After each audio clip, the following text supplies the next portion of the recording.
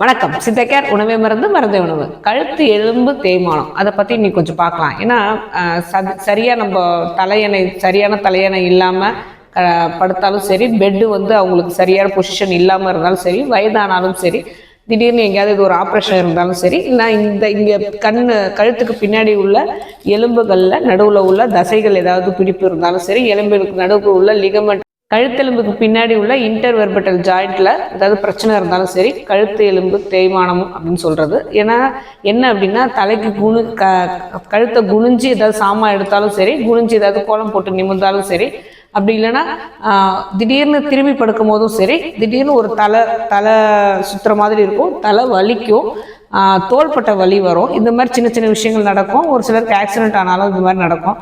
இது ஏன் வருது அப்படின்னா, சத்து குறைபாடாகவும் இருக்கலாம், இல்லைனா அதான் சொல்கிற மாதிரி நைட்டு சரியாக தூங்காதாலையும் இருக்கலாம், இல்லைனா பொசிஷன் சரியாக இல்லாமல் இருக்கலாம், கழுத்து எலும்பு தேய்மானமாக இருக்கலாம். இதை எப்படி வீட்டிலே சரி பண்ணிக்கலாம் அப்படிங்கிறத கொஞ்சம் கொஞ்சமாக பார்த்துட்டே வரலாம். முதல் விஷயம் ஏதாவது தைலம் கிடச்சிதுன்னா காதுக்கு பின்னாடி உள்ள நரம்புலேருந்து கழுத்துக்கு, ஆனால் ரொம்ப அழுத்தி தேய்க்காமல், ஏன்னா காதுக்கு பின்னாடி உள்ள நரம்பு எல்லாமே மூளைக்கு போகிறது, கழுத்துக்கு எழும்புறது, எல்லா ஸ்பைனல் கார்டோட எல்லா நர்வ்ஸும் அங்கே தான் ஜாயின் ஆகுது. அதனால் கொஞ்சம் கவனமாக மேலாப்பில் மட்டும் தைலத்தை தேய்ச்சிட்டு வரணும், ரொம்ப அழுத்தி தேய்க்கக்கூடாது. அதே மாதிரி காலை எழுந்தவுடன் அவங்க சின்ன சின்ன எக்ஸசைஸ், இப்படி தலையை குனிஞ்சிட்டு இந்த சிக்குன்னு சொல்கிற இந்த சாவட்டை இருக்கு இல்லையா, சின் சொல்கிறது, அது தாவட்டை நெஞ்சில் படுற மாதிரி பட்டுட்டு, அதுலேருந்து ரொம்ப லைட்டாக லெஃப்ட் சைடு ஒரு முறையும், அப்படியே திருப்பி நடுவில் கொண்டு ரைட் சைடு ஒரு முறையும், இப்படியே ஒரு 5 முறை செய்யணும். அதேமாதிரி நிமிர்ந்துட்டு லைட்டாக இந்த சின்ன இது மாதிரி திரும்பி தோள்பட்டை வர மாதிரி ஒரு தடவையும், அந்த மாதிரி ரைட்டு தோள்பட்டையில் வர மாதிரி 2வது தடவையும், இது மாதிரி இது பக்கம் 5 முறை, இந்த பக்கம் 5 முறை நல்லா செய்யலாம். அப்புறம் நெத்தியில் கையை வச்சு நல்லா அழுத்தணும். அழுத்திட்டு அதுக்கு ஒரு ப்ரெஷர் கொடுக்கணும், கழுத்து எலும்புக்கு ஒரு ப்ரெஷர் கொடுக்கணும். தலை முன்னாடி வராத மாதிரி கையை வச்சு அழுத்தணும். அது மாதிரி தலையை மெதுவாக ரொட்டேட் பண்ணணும்.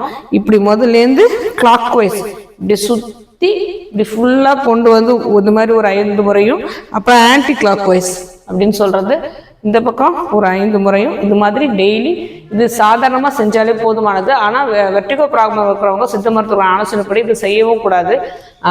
ஆரம்பத்தில் செய்யும் போது இது ரொம்ப மயக்கமாக வர மாதிரி இருக்கும். வெர்டிகோ ப்ராப்ளம் இருக்கிறவங்க சாதாரணமாக கழுத்தெலும்பு தேய்மானம் வயதான பிறகு வந்த அந்த பிரச்சனை வந்ததுன்னா, இல்லைன்னா படுக்கிறதுல முறையில் தவறாக படுத்து, தலைநீர் சரியில்லாமல் படுத்து, இந்த மாதிரி சின்ன சின்ன விஷயங்கள் இருக்கிறவங்க சாதாரணமாகவே இந்த எக்ஸசைஸ் காலையில் ஏந்திரிச்ச உடனே ஒரு 5 மினிட்ஸ் மட்டும் செஞ்சுட்டு போனோம் அப்படின்னா, அதுக்கப்புறமும் தைலமும் லைட்டாக தடவிட்டு வந்தோம் அப்படின்னா, இந்த கழுத்தெலும்பு தேய்மானம் சொல்கிற இந்த சின்ன பிரச்சனை ரொம்ப அதிகமாகாமல் நம்ம பார்த்துக்க முடியும்.